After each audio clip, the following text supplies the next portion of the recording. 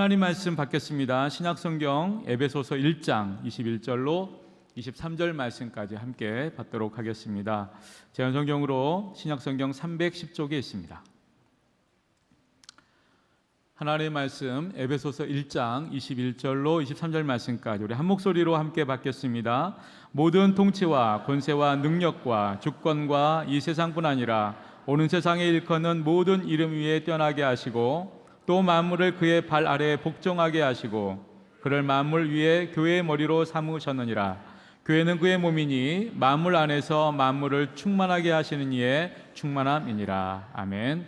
이 시간 호산나 찬양대가 하나님께 찬양과 영광 돌려드리겠습니다. 이후에 다임 목사님께서 오늘 우리에게 주신 말씀의 제목은 교회의 영광을 회복하라 3입니다. 이런 말씀을 전하실 때 큰 은혜 받으시기 바랍니다.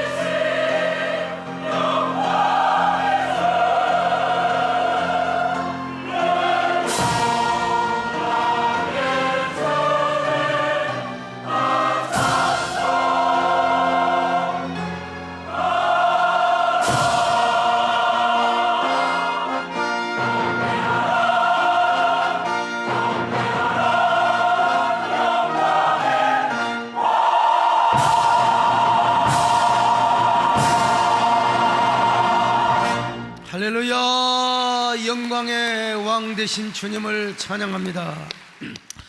교회는 이 땅에서 가장 영광스러운 공동체라고 했습니다. 그러나 아무리 영광스러운 공동체라 할지라도 그 교회가 신앙의 본질을 잃어버리고 신앙의 본질을 떠나버리면 바로 하나님께서 신앙의 촛대, 교회의 촛대를 옮겨버릴 것이라고 말씀하셨습니다. 그래서 신앙의 본질을 떠나버리면 교회는 영광성과 거룩성을 잃어버리고 맙니다. 그래서 우리 주님께서 뭐라고 말씀하셨어요? 에베소 교회를 향하여 신앙의 본질을 회복해라, 첫사랑을 회복하라. 그렇지 않으면 촛대를 옮겨버리고 말 것이다. 계시록 2장 4절 5절을 같이 봅니다. 시작. 그러나 너를 책망할 것이 있나니 너희 처음 사랑을 버렸느니라. 그러므로 어디서 떨어졌는지를 생각하고 회개하여 처음 행위를 가지라. 만일 그리하지 아니하고 회개하지 아니하면 내가 내게 가서 내 촛대를 그 자리에서 옮겨버리리라. 에베소 교회는 소아시아 지역에서 가장 큰 교회였습니다. 그리고 소아시아는 훗날 비잔티움 제국에 속한 영토가 되었습니다. 그런데 에베소 교회뿐만 아니라 소아시아 지역에 있는 교회가 다 무너져버리고 말았습니다. 소멸해버리고 말았어요. 지금 소아시아 쪽을 가봐도 교회는 다 무너지고 기둥터밖에 보이지 않습니다. 어찌 소아시아 교회뿐이겠습니까? 동로마 제국 안에 있는 모든 교회가 다 그렇게 소멸이 되어버리고 말았어요. 특별히 저 콘스탄티노플 안에 있는 교회는 오히려 이슬람의 모스크가 되어버리고 만 것 아니겠습니까? 왜냐하면 주님께서 그들의 촛대를 옮겨버렸기 때문입니다. 저는 지난주 동로마 제국의 멸망사를 연구하기 위해서 코피가 터지도록 이스탄불 거기 가서 열심히 연구를 하고 다녀왔습니다. 거기 지금도 콘스탄티노플 유적지가 고스란히 남아있는데요, 저는 맨 먼저 찾은 것이 바로 성벽, 데오도시우스 성벽이었습니다. 콘스탄티노플 도성은 3면이 바다로 되어 있기 까닭에 한쪽만 육지로 되어 있습니다. 여러분 보세요, 3면이 바다고 한쪽만 육지입니다. 더구나 그 성벽의 모든 면은 삼중으로 쌓여져 있습니다. 외성벽은 높이가 10m였고 외성벽 바깥쪽에는 20m나 되는 해자, 인공강이 있었습니다. 여러분, 저 지금은 뭐 밭이 되고 뭐 다 그렇지만 그 외성벽 바로 밑에 전부 뭐냐? 물이 흐르고 있었다 이 말입니다. 그러니까 외성벽을 무너뜨리기 위해서는 20m의 인공강을 헤엄을 쳐서 건너야 했습니다. 그렇게 해서 만약에 외성벽이 혹시 점령이 된다 하더라도 그 다음에 15m의 중간 성벽이 있습니다. 이 15m의 중간 성벽을 넘어야 합니다. 혹시라도 15m의 중간 성벽이 점령이 된다 하더라도 20m 높이의 또 외성벽이 있습니다. 뿐만 아니라 사이사이 40m 높이의 망루가 있다 이 말입니다. 그러니까 그 성벽은 도대체 무너질래야 무너질 수가 없는 성벽입니다. 도대체가 점령이 될래야 점령이 될 수 없는 성벽이라 이 말입니다. 그러나 그들의 신앙의 성벽이 무너지니까, 그들의 마음 안에 있는 영적인 도성이 무너지니까 결국 그 삼중으로 되어 있는 삼중 성벽도 무너져 버리고 말았던 것입니다. 여러분, 완전히 폐허가 되어버리고 말았어요. 동로마 제국 주변에서 이슬람의 군사들은 계속 세력을 키워오는데 동로마 제국 내에서는 제위 찬탈을 위한 싸움이 그쳐지지 않는 것입니다. 여러분, 교회 지도자들까지도 거기에 합세를 하다 보니까 교회에 무슨 복음의 능력이 역사를 하겠습니까? 아군끼리 싸우다 보니까 여러분 힘이 약할 수밖에요. 자, 이런 틈을 타서 오스만 튀르크 쪽에서는 치밀한 공격을 세워오는 것입니다. 자, 그러면 이때라도 귀족들이 재산을 출연해서 용병을, 이 군사들을 모집하면 될 거 아니겠습니까? 그러나 귀족들은 그런데 관심이 없습니다. 누가 내 자리를 찬탈할 것인가, 내 자리만 빼앗기지 않으면 된다는 것입니다. 그들은 온갖 특권과 영광을 누리려고만 했지 전혀 희생을 안 했어요. 오늘날 교회 안에 보면 중직자들이 많지 않습니까? 그 중직자들이 희생과 헌신은 하지 않고 교회 안에서 뭔가 누리려고만 하는 것과 비슷한 모습이라 이 말이에요. 교계도 마찬가지입니다. 지도자들이 헌신이나 희생을 하지 않아요. 맨날 명예만 누리려고 하고, 뭐 기관에서 말이요 군림이나 하려고 하고, 무슨 권리만 누리려고 한다. 뭐 그러다 보니까 내부 파워게임을 하게 되고 서로 아군끼리 전쟁을 하게 된다 이 말입니다. 요즘 여러분, 누가 많이 봉사하고 누가 많이 헌신할까, 누가 많이 희생할 것인가, 이런 걸 가지고 다퉈야지. 누가 높아질 것인가, 누가 말이야 어떤 권리를 누릴 것인가. 그러니까 문제가 된다 이 말이죠. 콘스탄티노플 사람들이 그러다가 망했던 것입니다. 그래서 그 3중 성벽이 마침내 무너져 버렸습니다. 그 성벽이 얼마나 처참하게 무너진 줄 아십니까? 아무리 견고하게 세운 3중 도성도 오스만 튀르크의 거대한 화포 앞에는 견딜 재간이 없다 이 말입니다. 더구나 기막힌 사실이 뭐냐, 그 화포를 만들었던 사람이 바로 콘스탄티노플 황제 아래서 화포를 만드는 담당자였다는 것입니다. 그 이름이 바로 우르반이라고 하는 참 악명 높은 사람이죠. 우르반은 황제에게 아주 화력에 센 대포를 만들어야 된다는 거요. 튀르크 군사와 싸우기 위해서는 화포가 있어야 된다. 근데 많은 돈이 필요하다는 겁니다. 근데 돈이 있어야지요. 국고에 돈이 있어요. 귀족들은 세금을 내지 않고 전부 사유재산만 드러내니까 귀족들이 돈을 내면 되는데 돈을 안 내네요. 오히려 화포를 만들자고 하는 그 많은 돈이 필요하다고 하는 우르반을 핍박하고 박해하고 이놈을 잡아서 죽이려고 한다 이 말이에요. 그러니까 우르반은 도망갈 수밖에. 어디로 도망가요? 적군 메흐메드 2세 술탄에게 도망을 갑니다. 그러니까 어렵사 잘 됐다. 내가 너에게 돈을 4배 5배 주겠다. 그래가지고 만들어낸 게 뭔 줄 아세요? 오스만 튀르크의 화포입니다. 그 화포로 콘스탄티노플 도성이 바로 무너지게 된 것입니다. 여러분, 우르반이 만든 대포 영상에 보이죠? 저 큰 돌덩어리가 있지 않습니까? 저 대포로 돌덩이를 막 쏘아대요. 그러면 1마일이 넘게 나갔다 이 말이요. 저게 한 방이 아니라 계속해서 한꺼번에 5방, 6방, 7방을 맞으니까 아무리 강한 성벽도 금이 가고 무너져 버리고 만다 이 말이죠. 자, 얼마나 저 거대한 돌에 의해서, 그래서 1453년 콘스탄티노플 도성이 함락이 되었습니다. 그 무너지는 모습이 얼마나 처참하고, 여러분 저 무너지는 모습을 보세요. 얼마나 비참한가. 도성 안에서 7,000명의 군사들이 목숨을 다 바쳐서 방어를 했지만 10만 명의 튀르크 정예 군사들을 당해낼 수가 없는 겁니다. 더더구나 화포로 빌고 오니까 말이요. 성 안에는 콘스탄티노플 군사들이 피를 토하며 죽어가고 있을 때 저 성벽 바깥에서는요, 튀르크 군사들이 막 정음한 군함 소리와 군악대 소리가 막 울려 퍼지는 줄. 왜 그렇게 군함 소리가 메아리친 줄 아세요? 벌써 용맹스러운 튀르크의 용사가 저 성벽의 꼭대기에 올라가서 십자가의 군기를 내동댕이 쳐버리고 오스만 튀르크의 깃발을 흔들고 있기 때문에 그래요. 저 깃발 바라보면서 막 그냥 웅장한 군함, 우리가 드디어 성을 정복했다고 말이지요. 그렇게 성이 무너지자 콘스탄티노플 도성 안에 있는 모든 교회가 결국은 이슬람의 모스크가 되었다는 것입니다. 그 대표적인 성당이 바로 성 소피아 성당입니다. 여러분, 저 성 소피아 성당이 얼마나 아름다운지 몰라요. 콘스탄틴 대제가 먼저 짓고, 그리고 유스티니아누스 대제가 증축을 했던 성당인데 얼마나 웅장하고 컸으면 유스티니아누스 대제가 이 성당을 지어놓고, 이 성전을 지어놓고 뭐라고 말한 줄 아세요? 솔로몬 왕이여, 드디어 내가 그대를 이겼노라. 내가 솔로몬보다 더 웅장하고 귀한 성전을 지었다는 것이죠.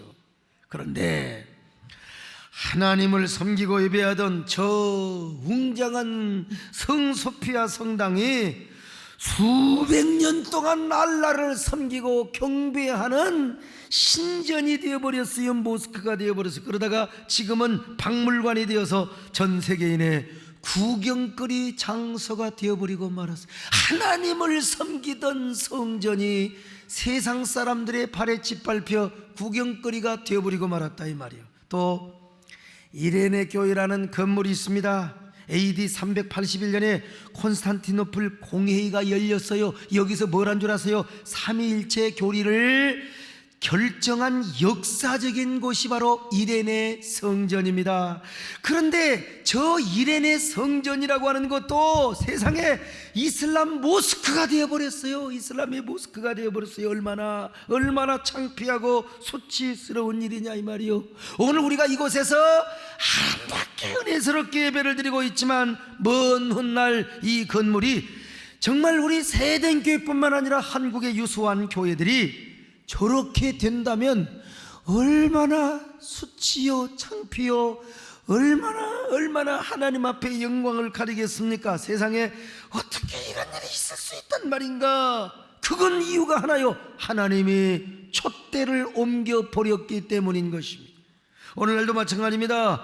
우리가 교회의 영광성과 거룩성을 우리가 빼앗겨버리면요, 얼마든지 하나님은 우리 교회에 촛대를 옮겨버릴 수 있다는 사실을 알아야 됩니다.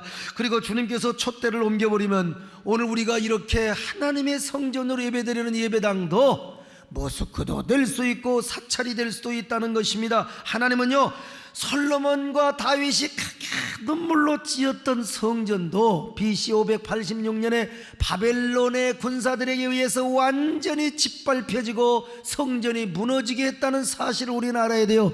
저 헤롯이가 저렇게 웅장하게 찌었던 저 성전도 말이죠, 주 70년 디도 장군에 의해서 완전히 싸그리로 무너졌다는 역사적인 사실을 우리는 알아야 돼요. 그래서 제가 이렇게 매주마다 목에 핏대를 올리며 교회의 영광성을 지켜야 된다, 교회의 거룩성을 지켜야 된다, 예언자적인 그런 안목을 가지고 역사적인 의식을 가지고 이런 말씀을 드리는 겁니다. 그러므로 오늘 우리가 교회의 영광성과 거룩성을 지켜야 될 줄로 믿습니다.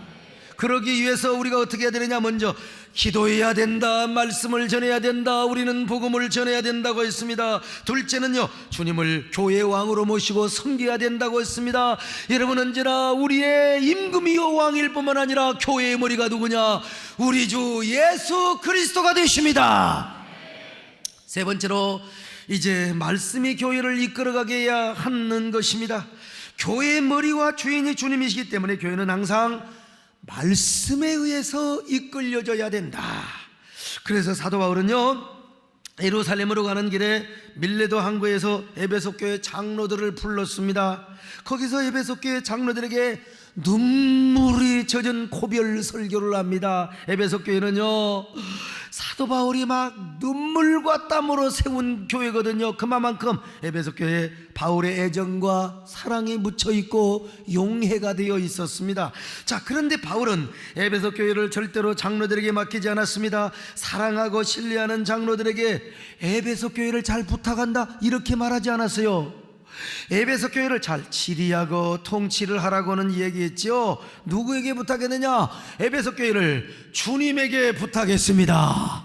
그리고 주님의 말씀에게 부탁을 하고 있지 않습니까? 왜냐하면 말씀이 교회를 이끌어가야 되기 때문에. 자, 사도행전 20장 32절입니다 시작. 지금 내가 여러분을 주와 및 그 은혜의 말씀에 부탁하노니 그 말씀이 여러분을 능히 든든히 세우사 거룩하게 하심을 입은 모든 자 가운데 기업이 있게 하시리라. 여러분, 교회를 이끌어가는 분이냐 주구냐? 주님과 그리고 그 말씀이기 때문에 주님과 그 말씀께 부탁하노니.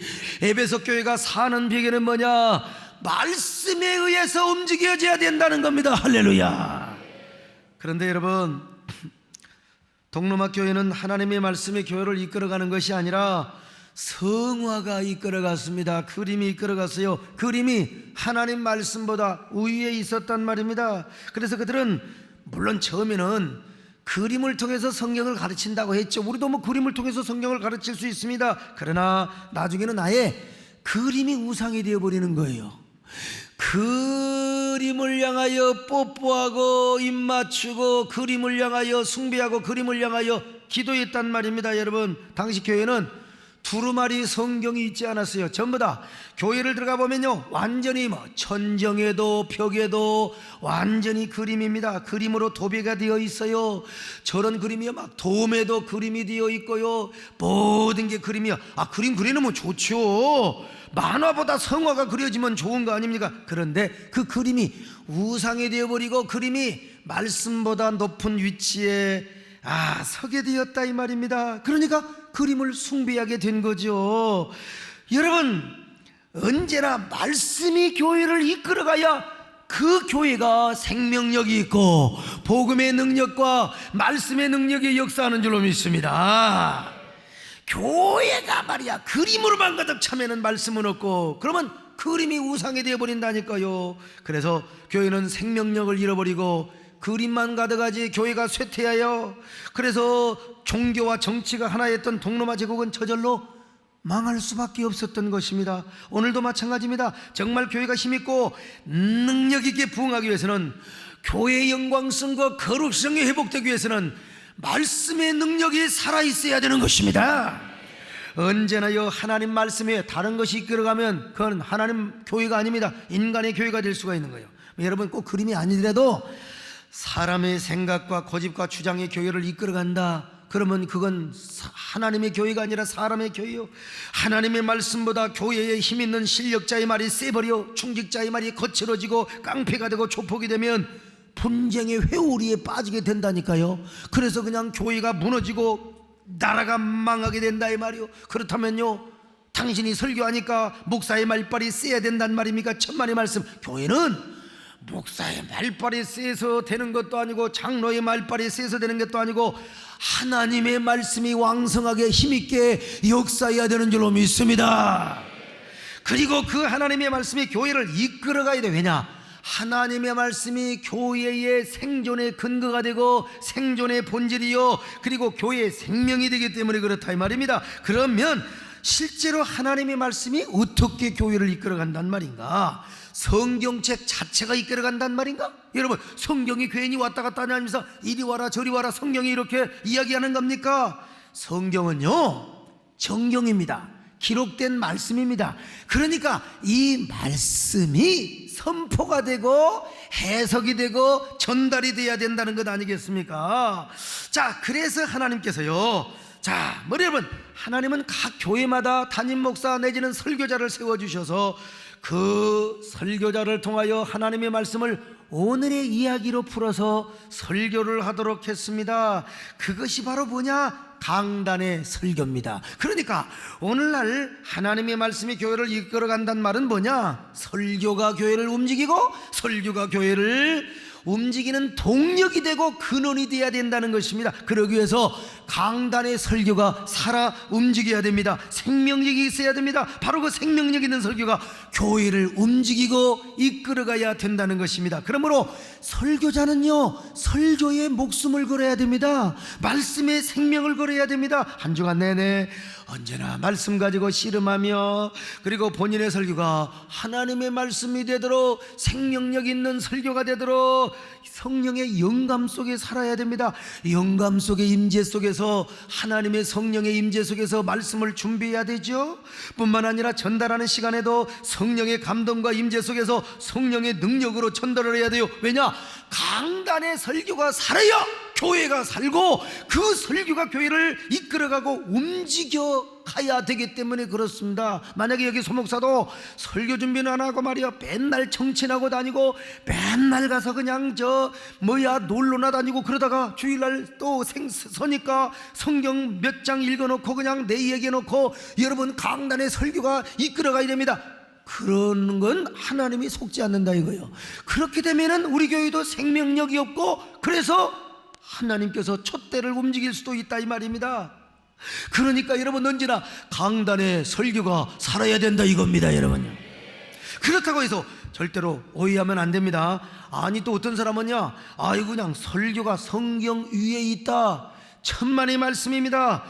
여러분 어디까지나 설교는 성경에 근거해야 되고 성경 말씀 자체를 전하는 겁니다. 그러니까 부족한 정도 아직까지는 하여간 설교에 목숨을 걸고 어떻게 하면 본문을 잘 드러내고, 그리고 그 본문을 잘 드러내기 위해서 역사와 여러 가지 고증과 예를 들어서 여러분들에게, 그리고 적용까지 여러분들에게 잘 이야기하고 있는 것입니다 여러분. 그러니까 목사는요 몸부림을 쳐야 되는 겁니다. 그러나 목사만 몸부림 친다고 되는 게 아니요, 성도들이 목사의 설교를 위해서 기도하고 도와줘야 되는 것입니다. 목사가 딴 데다가 눈을 팔고 말이지요, 목사가 눈 딴 데에 돌리지 않고 오로지 하나님의 말씀에만 매달리고 집중하고 올인하도록 여러분들이 기도를 해 주시기를 바랍니다. 기도를 해야 돼요. 그리고 여러분들이 기도만 하는 것이 아니라 생명인령 있는 말씀을 증거할 때마다 여러분들이요, 아멘 아멘 아멘 하고 받아야 됩니다. 같이 주님의 팔 아래에서 아멘 아멘 하고 말씀을 받았던 마리아처럼 여러분이 그럴 때, 아하, 여러분이 받은 하나님의 말씀에 의해서 은혜 받고 봉사하고 예배하고 하나님을 섬기잖아요. 그러니까 그런 성도들이 모여 있으니까, 아하, 그 교회를 이끌어가는 게 뭐냐? 하나님의 은혜요 말씀이라는 거죠. 그러니 이런 교회는 교회의 영광성과 거룩성이 생동력 있게 회복이 안 될 수가 없는 것입니다. 언제나 교회가 교회되고 언제나 예배가 예배되고 말씀이 말씀되게 되어 있는 것입니다. 오늘 여러분, 우리 교회를 이런 교회로 이룰 수 있기를 바랍니다. 언제나 생명력 있는 말씀이 선포되도록 여러분이 기도할 뿐만 아니라 그 말씀을 여러분이 잘 받아서, 이야, 교회가 생명력이 넘치도록 하실 수 있기를 바랍니다. 이것이 교회의 영광이고 이것이 교회의 거룩함 아니겠습니까? 이렇게 해서 여러분 모두가요, 허물어져가는 교회를 세우러 가기를 바라고 가물거리는 교회의 거룩성을 되찾을 수 있기를 바랍니다. 저와 여러분이 마음을 아파야 이런 교회를 이룰 수 있기를 축원합니다.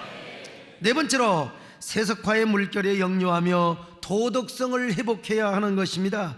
요즘 한국교회가 얼마나 몸살을 앓고 있습니까? 아니, 너무 세인들에게 부정적으로 비춰졌다니까요. 과거에는 교회가 세상을 염려했는데 요즘은요, 아이고, 그냥 사람들이 막 교회를 염려하는 시대가 되어버리고 말았습니다. 그 이유가 뭔 줄 아세요? 교회도 세속화가 되어서 자본주의 물결이 우리 교회 안에 들어와요. 그러다 보니까 그것이 뭐냐? 도덕적 부패로 이어지는 겁니다.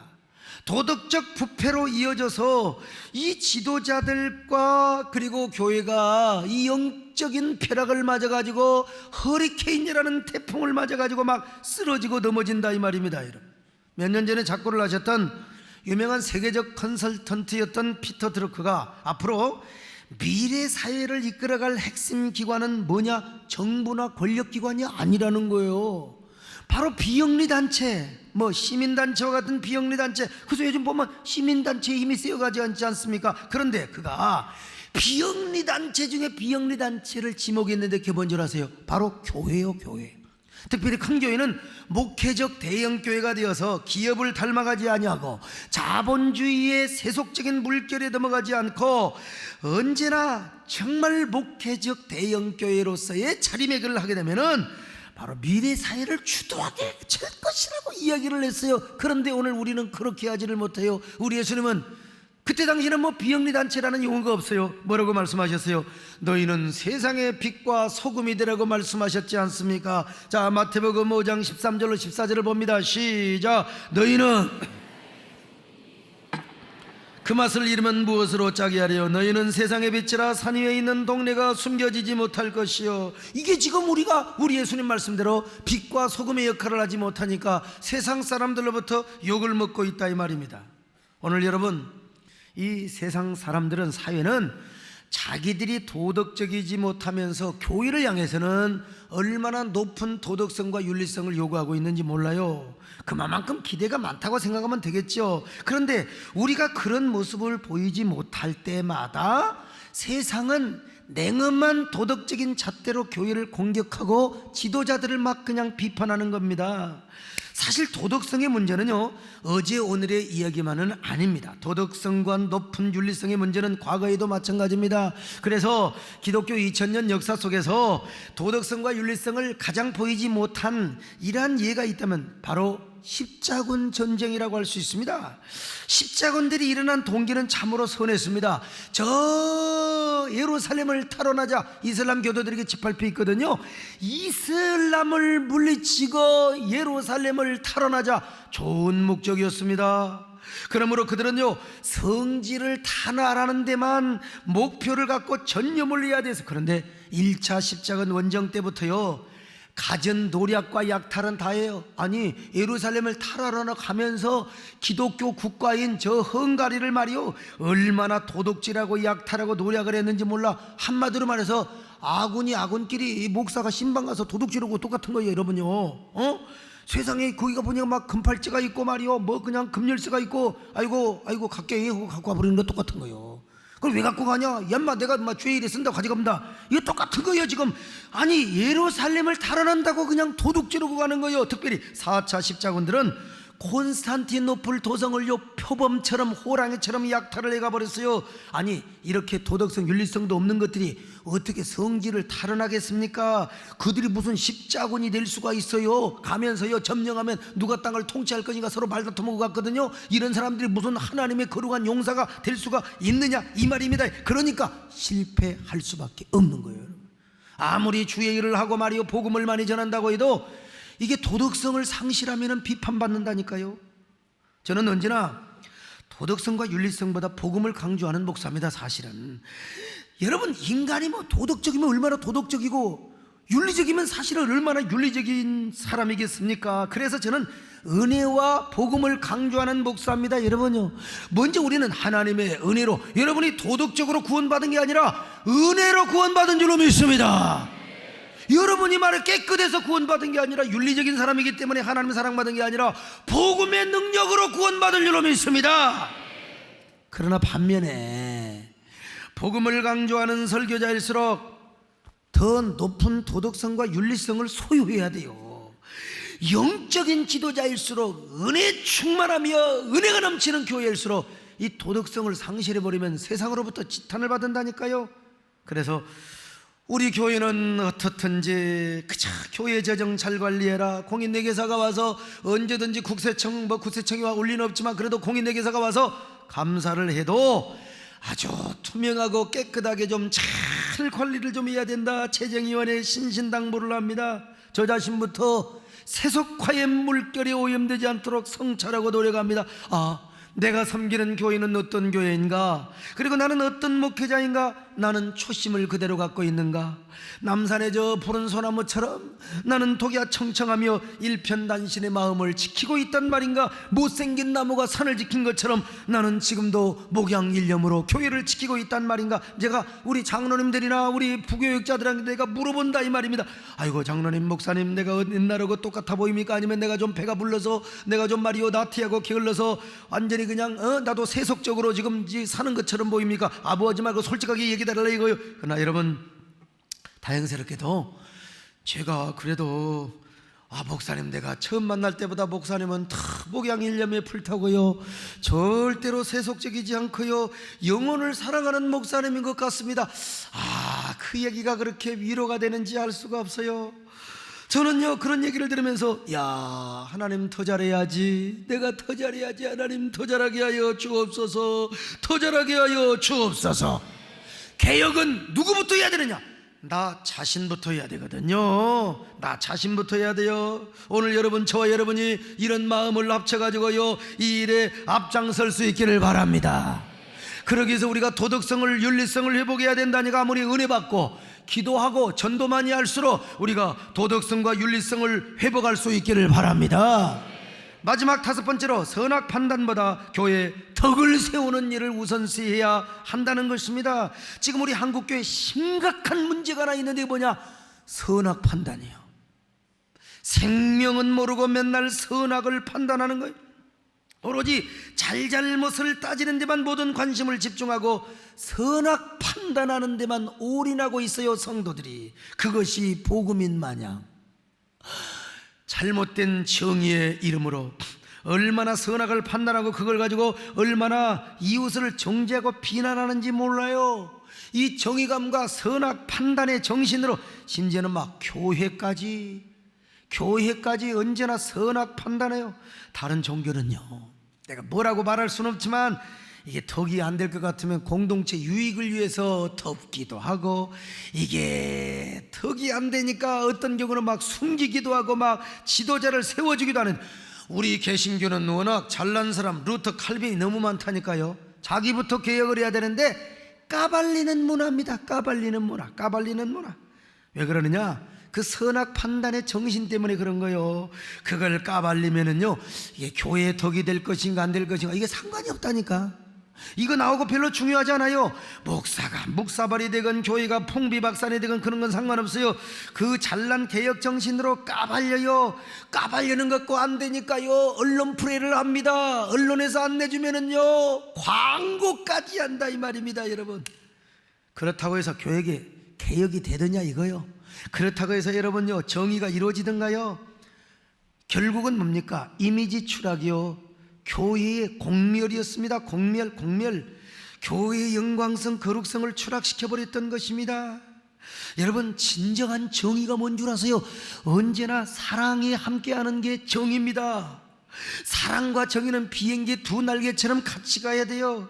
그래서 성경은 뭐라고 말합니까? 정의의 결과를 화평이어야 된다고 했습니다. 자, 이사야 32장 17절입니다. 시작. 공의의 열매는 화평이요 공의의 결과는 영원한 평안과 안전이라. 이걸 우리가, 그래서 베드로 사도는 뭐라고 권면했습니까? 베드로후서 1장 5절입니다. 시작. 그러므로 너희가 더욱 힘써 너희 믿음에 덕을 세우라는 겁니다. 우리는 믿음이 중요합니다. 믿음으로 구원받고, 믿음으로 우리가 고침받고, 믿음으로 우리가 기도하고, 믿음으로 응답받고. 그러나 그 위에 뭘 세우라는 거요? 덕을 세우라는 겁니다. 덕을 세우라는 거요. 믿음 위에 덕을 세워라. 그럼에도 불구하고 말이죠, 나는 믿음으로 한다는 겁니다. 그리고 법과 정의의 정신을 가지고 막 그냥 파헤치고 까발리고 선악을 따지고 말이죠. 여러분, 법과 정의로 구원받을 사람 누가 있어요? 법과 정의, 선악을 말하면요, 나부터 죽여야 돼요. 나부터 죽고 나부터 망해야 돼요.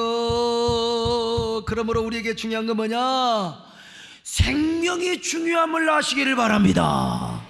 그리고 그것이 생명의 덕을 필요하는데, 덕을 세우는 것이 필요하다면 여러분, 우리는요, 공동체의 덕을 세울 수 있어야 됩니다. 그것이 아무리요 사실이고 진실이고, 그래서 그것을 까발려서 덕이 안 될 것 같으면 안 까발려야지요.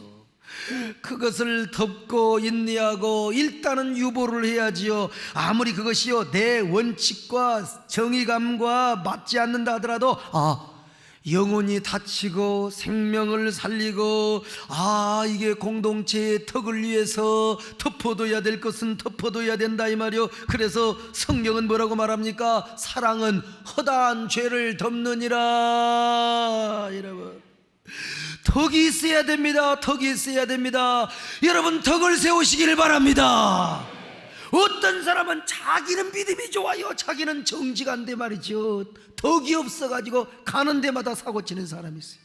막 어떤 사람은 머리는 좋아서 정치는 잘하는데 덕이 없어가지고 말이야 사람이 안 따라요. 덕이 있어야 돼요. 덕이 있어야 돼요. 옆 사람 보시고, 어쩌면 그렇게 덕이 많게 생기셨습니까? 이렇게 할 때 안 따라하는 사람이 덕이 없는 사람이에요. 여러분, 한 번 더 하세요. 어쩌면 그렇게 주안해서 후덕하게 생기셨어요. 저는요, 어린 시절에 어머니 아버지가 유난히도 막 그냥 싸우셨어요. 싸움의 원인은 저희 작은아버지요. 작은아버지가 사업하시다가 망해가지고 저 서울 마장동으로 도망을 가셨어요. 그런데 그 작은아버지 때문에 어머니 아버지가 술만 드셨으면 싸워요. 아버지가요 그거 뒤치다거리다가 그냥 저희 집이 가난하게 되었거든요. 그 일 때문에 아버지가 술만 드시면 어머니를 그냥 가만히 두지 않아요. 어머니는 평소 때 이제 그냥 아버지를 가만두지 않고요, 그렇게 싸움하는 날은요 저는 숙제 하나를 못합니다. 왜냐하면 제가 싸움을 말려야 되잖아요.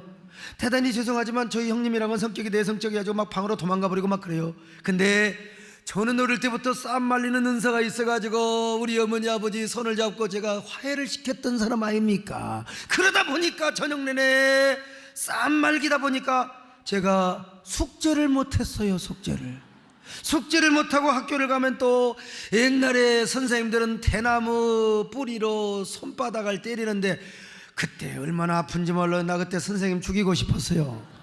너무너무 아파요. 너무너무 아파요. 근데 딴 놈들은 뭐라고 한줄 아세요? 우리 엄마가 막 집에 가면 애기만 보라고 그래가지고 숙제를 못한다고 말이죠. 어저께는 엄마 아빠가 싸워가지고 말이야 숙제를 못했다고 이놈들이 거짓말을 해요. 근데 나는 거짓말도 안 했거니와 저는 그런 얘기 안 합니다. 나 어린 시절에도요 우리 어머니 아버지 싸웠다는 얘기 학교 가서 안 하고 싶더라고요. 저는요. 나는 왜 그렇게 속이 들었는지는 몰라도 참 어릴 때부터 덕을 세우는 걸 제가 알았다니까요. 절대로 선생님 앞에 가서 우리 엄마 아빠가 싸워가지고요 제가 숙제 못했어요 그러면은 매를 안 맞을 수도 있어요. 근데 나는 매를 맞고 울었습니다. 너무 슬프고 힘들고 정말 집에서는 어머니 아버지 쌈말 일이야. 그리고 학교 가서는 거짓말하며 싸움 안 했다고 내가 거짓말하랴. 그리고 매 맞으니까 야 이내 신세가 얼마나 서러운가. 그리고 매 맞고 울었어요. 그래도 나는 죽어도 우리 집에 있는 수치를 이야기하지 않으리라. 얼마나 여러분 덕이 많게 생겼습니까 여러분. 자, 근데 우리 집은 참 잘 되는 겁니다. 아니 가난한 우리 집이 조금씩 일어나는 거예요. 어머니 아버지가 싸우셔도 이튿날은 더 열심히 일합니다. 그래가지고 막 천수답이지만 조금씩 여러분 들어가게 되는 겁니다. 그래서 제가 여러분 참 그래도 중학교를 들어가고 고등학교를 들어갈 수 있는 은혜를 입은 것 아니겠습니까 여러분요. 그리고 우리 집에는요 다 예수 믿었지요. 세상에 어머니 아버지가 막 90 가까이 사셨지요. 여러분요 저희 집안은 장수 집안입니다. 저는요 일찍 죽기 다 틀렸어요. 왜냐하면 유전인자가 오래 살도록 이렇게 이어받았거든요. 사실은 시차가 맞아요 안 맞아요? 어저께까지 지금 밤낮이 교차되는데 이 시간에 지금 제가 여기 설교하고 있는 거요. 얼마나 건강합니까? 그런데 우리 부모님이요 언제 돌아가셨느냐? 세상에 한날에 똑같이 돌아가신 거예요. 한날에 돌아가셨어요. 물론 돌아가시는 그 간격은 2년 차이가 있지만 2년 차이가 있지만 그래도 여러분 한날에 돌아가셔서 우리는 추도 예배를 한날에 드립니다. 얼마나 감사해요. 저는 목사가 되어 있지요. 어린 놈이 뭘 안다고? 집에서도 덕을 세우니까 바깥에 나가서도 덕을 세우니까 여러분 우리 집이 잘 되더라 이거요. 교회는 어찌 더 그렇지 않겠습니까? 성도들이 바깥에 나가서 맨날 까벌리고 다니는 교회는 안 됩니다. 전도는 안 하고 우리 교회 올라오는 사람요 아이고 잘 생각하시오. 세대끼 왔다가 큰일 납니다. 우리 세대끼는 나오면 기본 21조지요 참전 용사도 하지요. 헌당도 우리가 헌신해야지. 너무너무 많으니까 아이고 함부로 오지 말라고 난 너나 나가라 이거야. 차라리 왜 오는 사람 막느냐 이거요. 이렇게 까벌리는 교회는 안 됩니다. 그런데 언제나 덕을 세우는 교회는요 참 우리 교회는요 오늘 우리 참 김은수 집사님 간증 얼마나 잘해요. 이렇게 막 덕을 세워 막 간증을 통해 덕을 세우고 신앙을 통해 덕을 세우고 마을을 통해서 덕을 세우는 교회는 안 잘 될래야 안 잘 될 수가 없다 이 말입니다. 이런 교회가 생명력이 있어요. 할렐루야. 그리고 영광성과 거룩성이 회복이 된다 이거야. 여러분들이 이래 앞장서시기 바랍니다. 그러기 위해서 우리는 언제나요 하나님 앞에 언제나 하나님의 말씀이 교회를 이끌어 가도록 하시기를 바랍니다. 언제나 교회의 덕을 세울 수 있기를 바랍니다. 도덕성과 윤리성을 세워나가시기를 바랍니다. 이걸 소유하시기를 바랍니다. 그래서 우리 모두 저 가물거려가는 교회의 영광성을 회복하는 아름다운 선구자 되시기를 주님의 이름으로 축원합니다. 하나님 고맙습니다. 우리 모두 이러한 축복된 성도들 되게 하여 주시옵소서. 예수님의 이름으로 기도드립나이다. 아멘.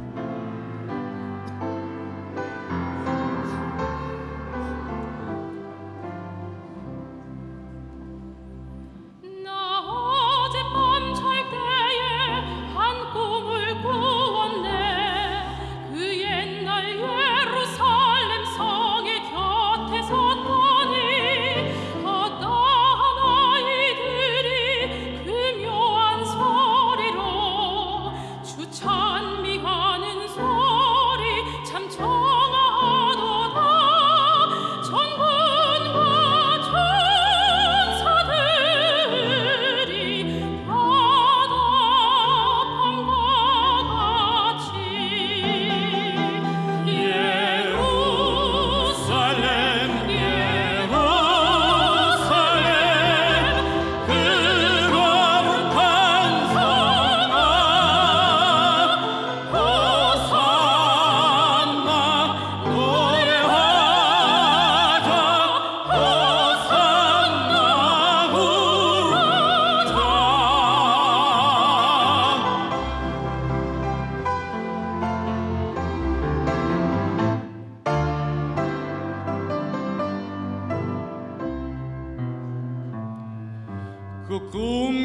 다시 변하여 그 길은 거였고 호산나 찬미 소리 들리지 않는다. 햇빛은 아주 어둡고 그 광경 참담해.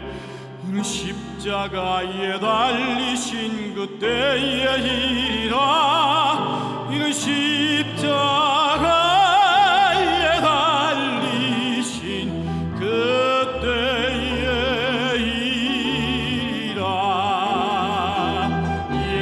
예루살렘 예루살렘 그 거룩한 성아 호산나 노래하자. 호산나 부르자.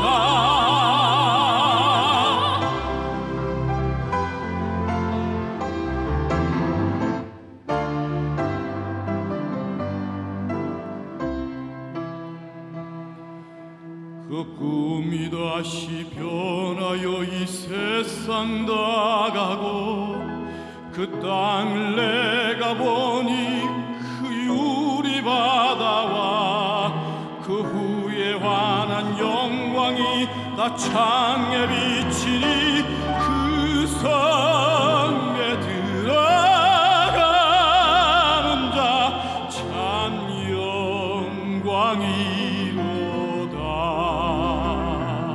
아미나 나지 없으니 그 영광뿐이라.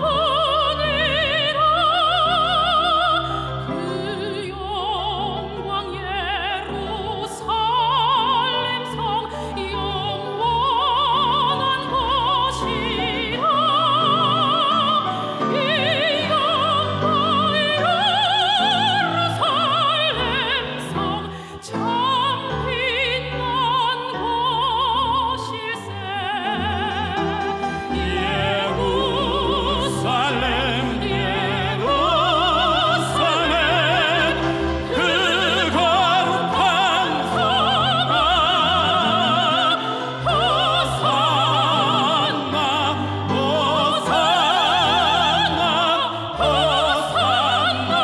호산나 부르자. 호산나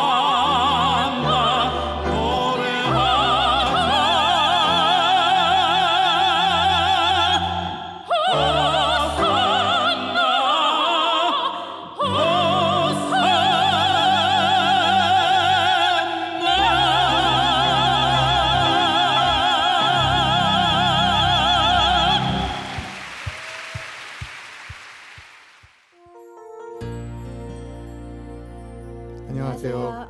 육교구 김은수. 심정은 집사입니다. 저는 단지 교회를 다니는 사람일 뿐 나의 신앙생활은 뜨겁지 않은 신앙생활을 해왔습니다. 목회를 하시는 아버지에 의해 태어날 때부터 교회를 다니고 있었고 교회에서 자라났습니다.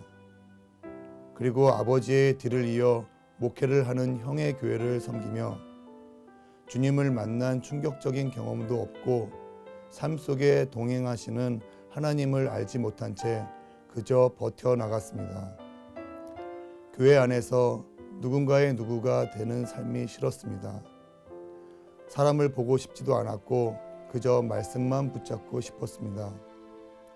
그렇게 교회를 옮기고자 하는 마음을 먹었지만 그 또한 제게 쉽지 않은 일이었습니다. 매 주일 예배를 통해 은혜를 받지 못하고 돌아오는 길에 기독교 방송을 들으며 은혜를 받았습니다. 그렇게 1년여를 그 말씀을 통해 버텼는데 새해된 교회에 오고 나서야 비로소 하나님의 인도하심을 알았습니다. 매번 들었던 그 말씀의 목소리가 바로 소강성 목사님이었습니다. 그리고 목사님의 말씀에 은혜를 받으며 그동안 나의 신앙생활은 본질이 아닌 비본질에 중심하였기에 은혜를 받지 못하였음을 깨닫게 되었습니다. 우리 가정이 세대의 가족이 될 수 있었던 것은 은혜로운 담임 목사님의 말씀과 교역자분들과 여러 집사님들의 섬김이 있었기에 가능한 것이었습니다. 여러 차례 태권도장 운영의 실패를 경험한 제게 있어서 사업의 성공은 가장 큰 기도 제목이었습니다. 그리고 아버지로 인한 가정의 여러 가지 문제들과 교회 안에서 사람들로 인한 상처, 은혜 없이 그저 버티는 신앙의 문제가 앞을 가로막고 있었습니다. 교회를 나오게 되자마자 드린 월상 예배를 통해 먼저 하나님의 사랑을 알게 되었습니다.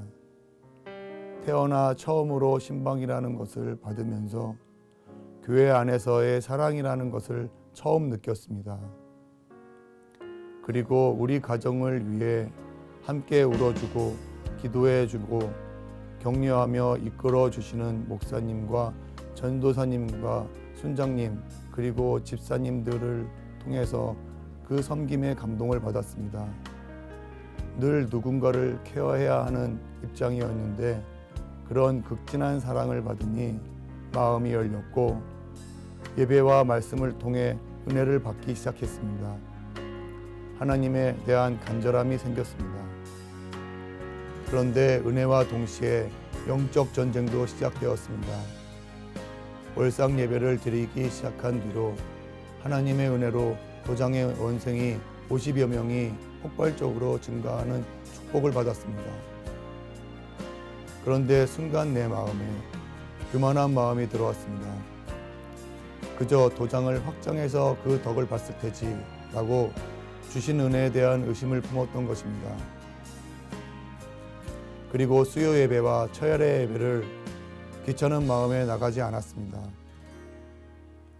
그런데 그 한 주에 증가했던 수강생 50여 명이 도장을 나가게 된 것입니다. 그때서야 하나님이 하셨다는 것을 깨달았습니다. 회개하며 주님께 매달릴 수밖에 없었습니다. 철야 예배에 나가서 하나님께 회개 기도만 드렸습니다. 그런데 놀랍게도 그 다음 주에 나갔던 아이들이 다시 돌아오는 역사를 경험하게 되었습니다. 살아계신 하나님을 경험한 것입니다. 이제는 믿지 않을 수가 없었습니다. 그리고 제 믿음은 더욱 확고해졌습니다. 그리고 이 도장은 내 것이 아니구나. 부어주시는 것도 채워주시는 것도 하나님이 하시는 것임을 고백할 수밖에 없었습니다. 그리고 지난 작년 수련회를 가기 전 가족들과의 부딪힘이 있었습니다. 그러한 부딪힘이 오히려 주실 은혜와 축복에 대한 강력한 확신으로 다가왔고 결국에는 그 모든 것들이 온전히 하나님의 인도하심으로 해결되는 역사를 경험했습니다. 그리고 물질에 인색했던 제가 믿음으로 하나님께 헌신을 드릴 수 있게 변화되었습니다. 그때부터 내 입술로 하나님의 이야기를 하게 되었습니다. 그리고 사범님들에게 교회를 나오라고 전도하기 시작했습니다. 어느 날 문득 아내와 함께 이야기를 나누는데 세대내 온 뒤로 기도 제목들이 다 이루어져서 드릴 기도 제목이 없어졌다는 것을 알게 되었습니다. 그런데 새로운 소망이 생겼습니다. 바로 내년 이맘때쯤 10배의 축복을 더하사 다시 한번 최상의 것을 하나님께 드리고자 함입니다. 항상 은혜의 말씀과 기도로 섬기시는 담임 목사님께 감사드립니다. 그리고 이렇게 저희 가정을 축복의 가정으로 거듭나게 하신 하나님께 모든 영광을 돌립니다. 감사합니다.